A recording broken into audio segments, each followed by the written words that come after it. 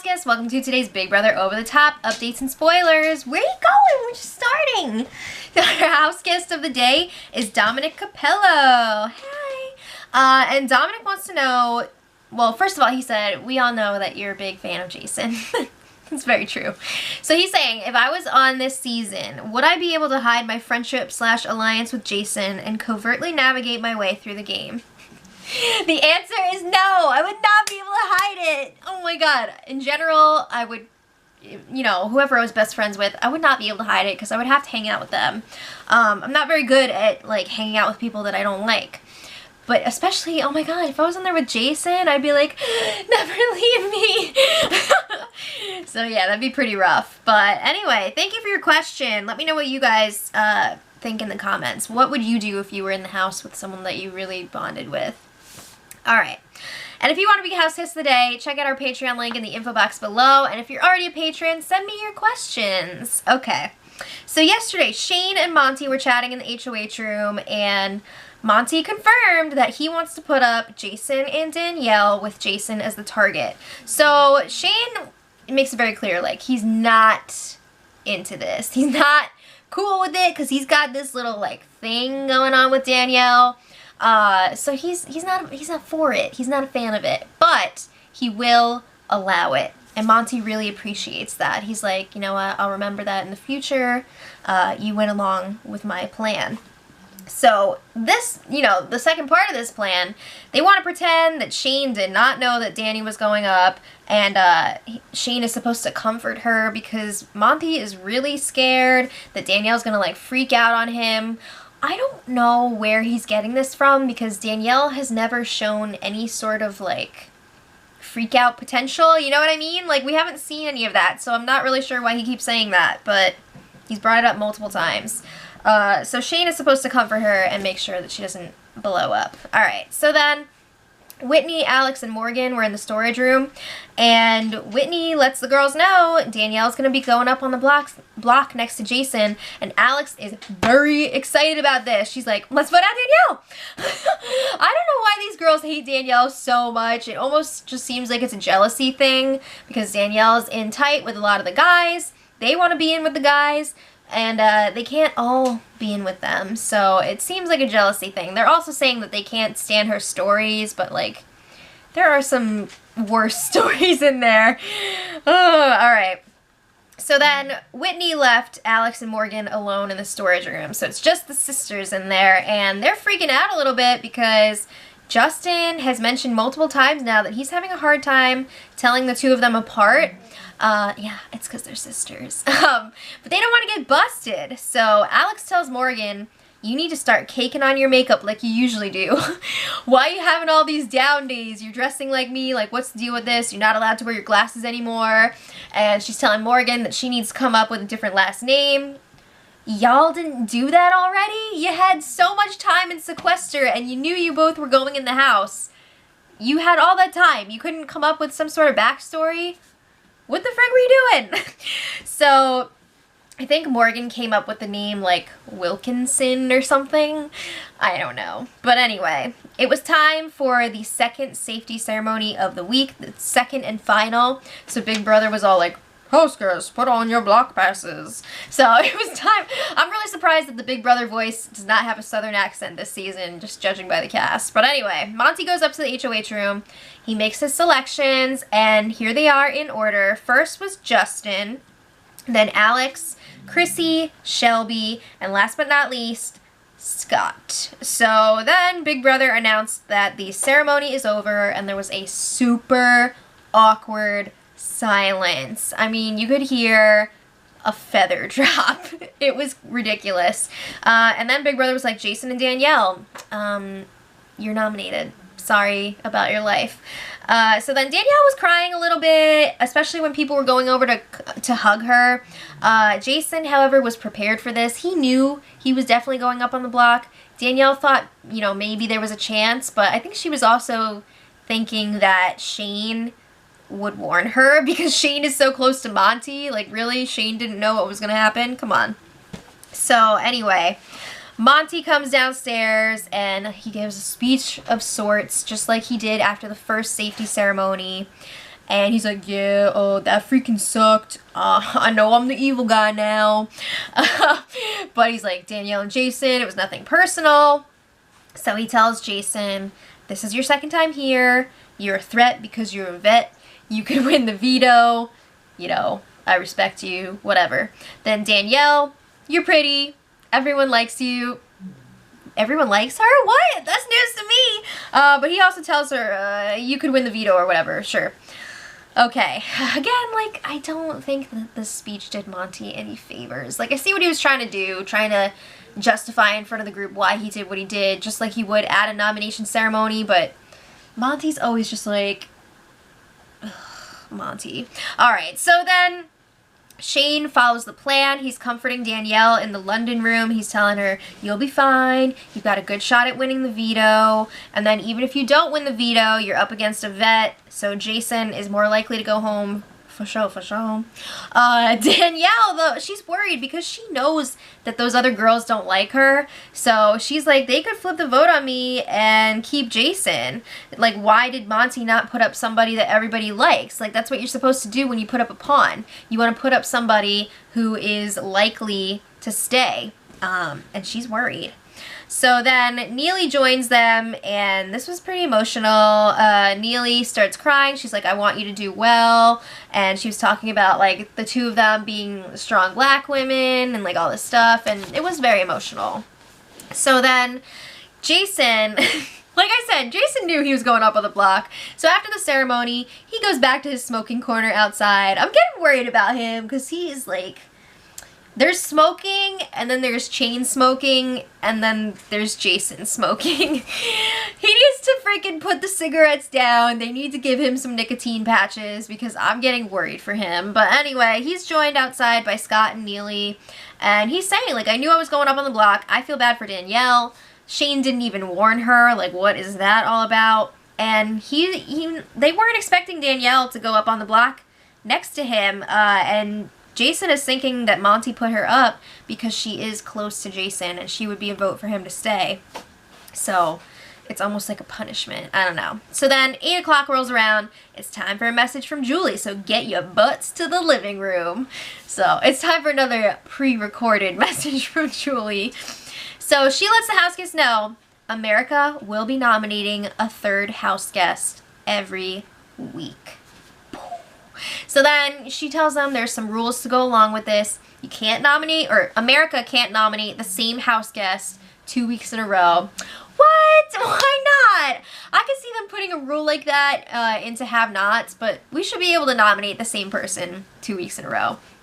Also, all 3 nominees will be competing in the veto competition, and if America's nominee is saved by the veto, there will not be a replacement nominee. So there can be either 2 or 3 house guests nominated at eviction time. Interesting. Alright, so they're all like, oh my god, what's gonna happen? Who's America gonna nominate? Like, do you hate me? So then Danielle was up in the HOH room with Monty. She wants some answers, like, why did this happen? So she's telling Monty, I'm nervous that the vote's gonna flip and I'm gonna go home. Why did you nominate me? So Monty's saying, don't worry about it. He's saying pretty much the same stuff that Shane told her. Jason's a vet. He's probably going to go home over you. And he's also saying, you can win the veto. You're a strong competitor. And he tries to spin it like, I wanted you to be in this veto competition because you're more likely to beat Jason than, like, most of the other girls. So then Danielle's like, all right, I respect your decision. I'm glad that, you know, you're giving me a chance to play in this power veto. Blah, blah, blah, blah. All right, so then one of my favorite duos, Justin and Jason, were in the backyard chatting, and Jason's like, hey, you want to know a secret? I was voted in here by America. So that was the first person that he told about that. He wanted to keep it under wraps because obviously with America so involved this season, you don't want to be like, hey, America loves me. They already voted me in over somebody else. But he was feeling pretty pissed and he had to, you know, he had to get that out. So he told Justin, and Justin's like, yeah, for sure, for sure. They did that because you're so entertaining. So he's saying, if you go, I'm gonna be the only entertainer left. And Justin's like, I can entertain the world, but who's gonna entertain me? That's what's up, yo. And normally I'd be like, wow, that's really obnoxious. Are you kidding me? But in this case, it's true. What would happen if Jason and Justin were like the first two to go? That would suck. So then, this was hilarious. Jason was like, what kind of challenge am I gonna beat DeMonte in? He called him DeMonte. No, I do think that Jason has a tough time learning everybody's names, and they're only a few days in, but I also think that Jason was, again, pissed off, and he was just pretending that he forgot Monty's name. It was funny. DeMonte. Alright, so then, you know, Justin's no idiot. He doesn't know a lot about the game at this point. He isn't, like, a fan of the show, but I think he's picking up really quickly, and I think he is a very observant person. So Justin and Jason both feel like they can't really trust Shelby or Scott right now. They see Shelby hanging out with all the other girls a lot. They call them the plastics, like from Mean Girls. And they see Scott with Monty all the time, so they're like, those two are snakes. They gotta go. Also, speaking of Mean Girls, today is October 3rd, and a lot of the house guests decided to wear pink today for Mean Girls. Okay. Anyway, there was a lot of crap talk last night, especially Jason, Justin, Chrissy. I think Danielle was out there for a while. They were talking crap about Shelby. They feel betrayed by her. There were a lot of not nice things. I'm not going to repeat them, but it was bad. And Scott was just sitting there the whole time, listening in, taking notes. You know he's going to pass that along. They were also talking crap about Monty and his crew, of course. Also, Cornbread was really crapping on Shelby last night. He was like saying she's bipolar and stuff. Okay, so anyway, this morning, there was an HOH lockdown while Big Brother replaced the nominations chairs with a couch, and these fools didn't even notice it for the longest time. Really? Open your freaking eyes. So then there was also a sister squabble this morning. There was a real whisper fight between Alex and Morgan because they wanted to, you know, keep their voices down. So Alex was like, Morgan, stop dressing like me. And she tells her, you need to freaking wear jeans more. You can't be wearing your lounge clothes like I do. And Morgan's like, I want to be comfy too. She was like, no, put your freaking jeans on. Alright, so then at 10 a.m., it was time to pick players for the Power Veto competition. But before they could do that, they had to reveal America's nominee. So they all gathered in the living room, and then they had up on the TV screen the house guest pictures scrolling through, and eventually it landed on Cornbread. Oh, snap. So a lot of people were not expecting that. Cornbread was like, what in the hell, America? Shit just got real.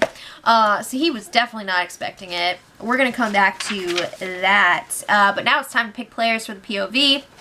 So, of course, Monty is the HOH is playing. We've got the 3 nominees, Jason, Danielle, and Cornbread, and then 2 extra players, Whitney and Alex. And Monty is not trying to hide his alliance with Shane. He was like, who's going to host this? Shane? Yeah. Alright. So then, after that was all squared away, the speculation starts. How did Cornbread end up on the block? Let's think about this. Well, Cornbread, Monty, and his crew are coming up with these friggin' bogus reasons why Cornbread was nominated. They're like, oh, maybe you're people's favorite, and they just want to see you compete. They want to, like, test you or something. And they were saying maybe they know that you're 100% safe, and they wanted to make sure that the other nominees go home or something. Like, what? Maybe it's because they don't like him.